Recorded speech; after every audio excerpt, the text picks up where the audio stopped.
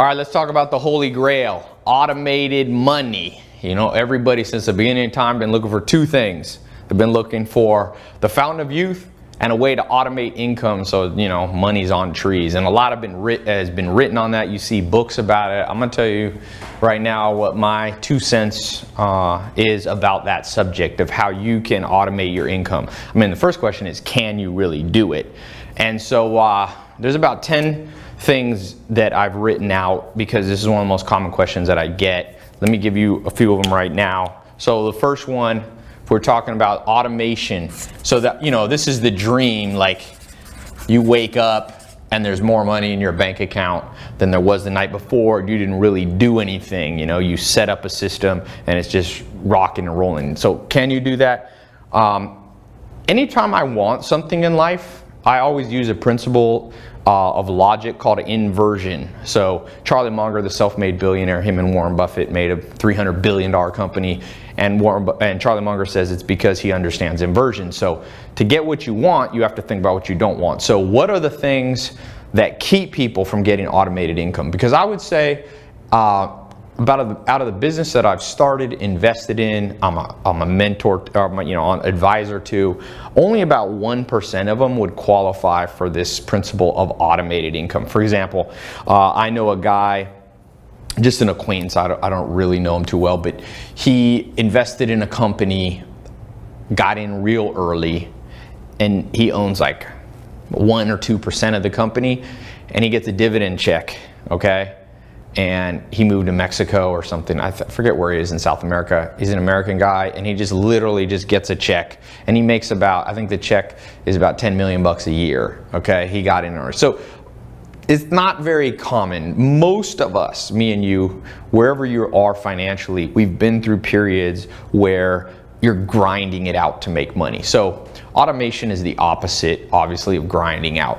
Now, here's what I think about it. Number one, there is a myth that it's all about the idea.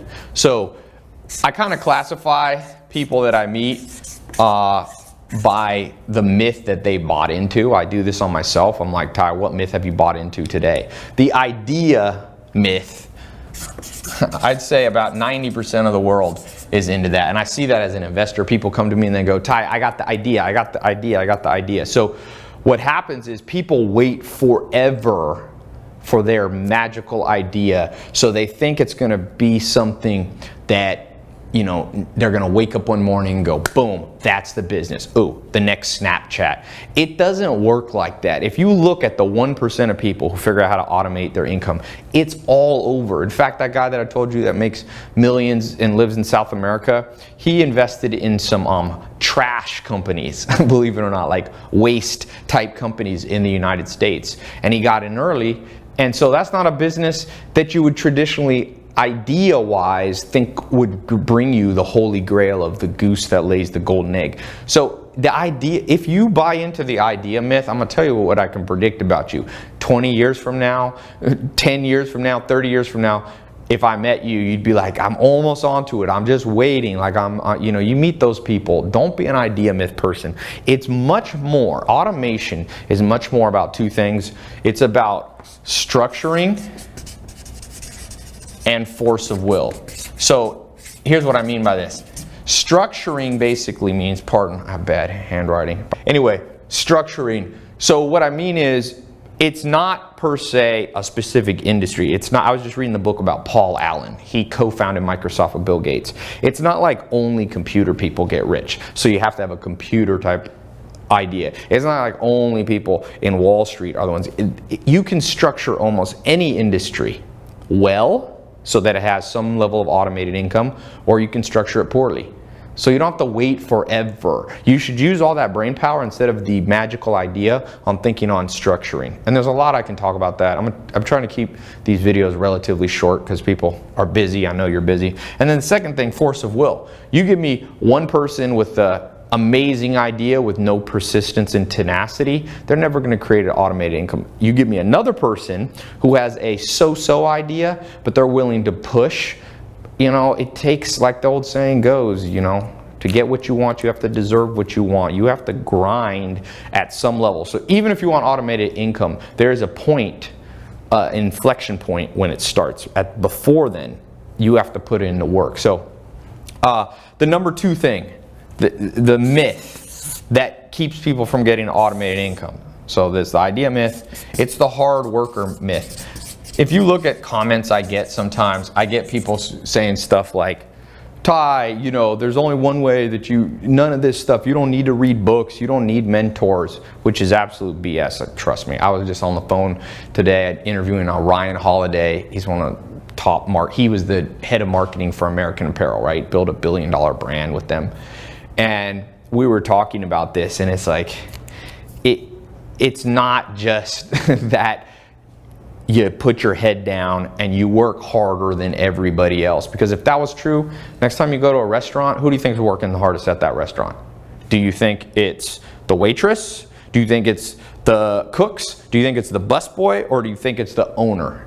Now, I don't know who works harder, waitress or busboys or kitchen staff, but they work a lot harder than the owner. So the owner makes more despite the fact that in terms of pure physical exertion. So if your plan is just to work your way, you're gonna work your way into the ground. There is definitely, not to be cliche, there is definitely something to the thought of smart work. You know, it's like I see people and I actually feel bad. You know, I get 3,000 to 5,000 people email me or contact me on Instagram, Facebook, whatever, a day. Right? So I get all these people pouring out like, dude, I'm trying this. And I see like 50% of people, their thing is like, I'm just gonna work a little harder. Like, I need to structure my day. If I just woke up at 4 in the morning, I'd get more done. Well, you know that Pareto principle you've heard of before called the 80-20 rule? Without a doubt, 20% of the work you put in life gets you 80% of the money. That's been proven. Pareto was an Italian economist. It's been proven over and over to be true. So you can't just out hustle, because if that was true, we'd live in a world where, you know, people doing construction were making more than people who are in glass offices.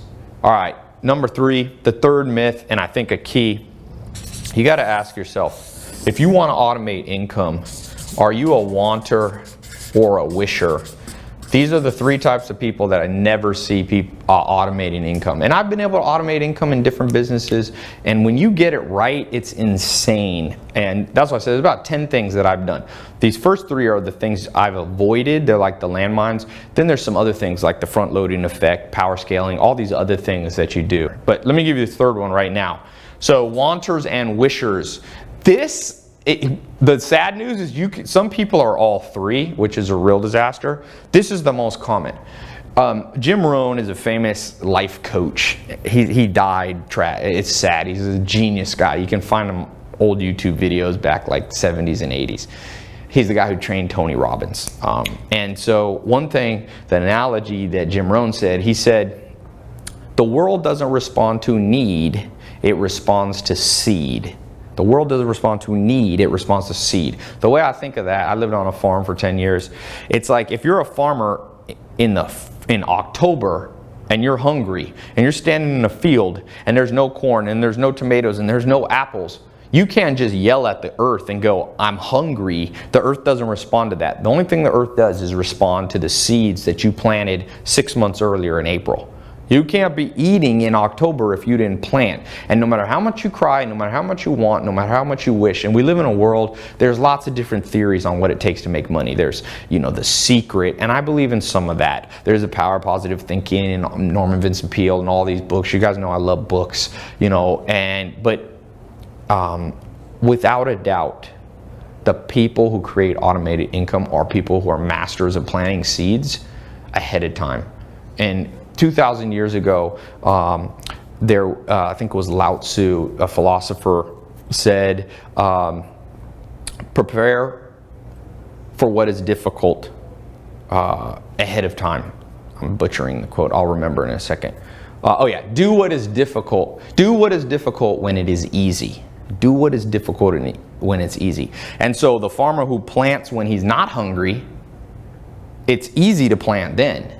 And most people, and I hope this isn't you because this was me at one point, my plan to make more money was to like wish. I would sit there and go, what if I won the lottery? And then what happens is a negative spiral, because it starts leading you into anger. So you start getting mad about things you can't control. You start going, but the government, but my parents didn't, but my school. But the point is, that's over. Stephen Hawking, one of the leading physicists of all time, he says he used to think that time would reverse at some point in the history of our universe, that the universe would contract and time would go back. You could go back in time. You would be like Benjamin Button, old, and then you'd get younger. But he says he made a mistake. 20 years later, 30 years later, he said, the arrow of time always moves forward, thermodynamically, psychologically, and cosmologically. And so what that means for you and I in practical terms is that when you want and wish, you're focusing on things that, according to the law of physics, cannot be altered.